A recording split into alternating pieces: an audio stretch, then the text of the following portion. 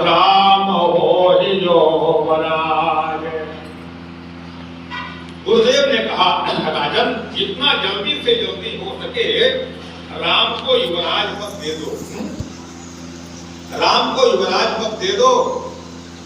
गुरुदेव ने मोहर लगाया, लेकिन भाई राजा महाराजाओं का काम है, जब एक साधारण व्यक्ति के घर में कोई मांगलिक अवसर आता है तो 2-4 दिन तैयारी में लग जाते हैं, 3 दिन पहले से।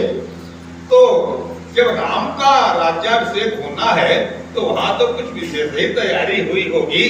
कितने दिन तैयारी चली? बोले भाइयों 8 दिन सजत समाजो 15 दिन तैयारी में लगे। हम लोग तैयारी में ही समय गंवा देते हैं, शादी का मुहूर्त निकल जाता है और मुहूर्त हम लोग पकड़ ही नहीं पाते। तैयारी चल रही थी, और जब तैयारी चल रही थी तो देखिए जब कोई अनुष्ठान होता है, यज्ञ होता है, तो उसमें आचार्य होता है और यजमान होता है। तो अनुष्ठान में आचार्य के भी नियम होते हैं और यजमान के भी नियम होते हैं। तो अनुष्ठान काल में यजमान को जमीन पर शयन करना पड़ता है, ब्रह्मचर्य धारण करना पड़ता है। लेकिन हुआ क्या कि जब राम के राज्याभिषेक की तैयारी चल रही थी, उसी समय में देवताओं ने देखा कि अगर राम को युवराज पद दे दिया गया तो हम लोगों की कंडीशन तो बड़ी गड़बड़ चल रही है। रोज रावण के यहाँ हाजिरी देनी पड़ती है, ब्रह्मा को वेद पाठ करना पड़ता है, शंकर जी को पूजा स्वीकार करने के लिए जाना पड़ता है। बोले हम लोगों को ये रावण से मुक्ति मिलने वाली नहीं है। तो देवताओं ने प्रार्थना किया इसी बीच में माता सरस्वती से। सरस्वती ने देवताओं की प्रार्थना को सुना और सुन करके जो सरस्वती है वो सरस्वती अयोध्या में आई।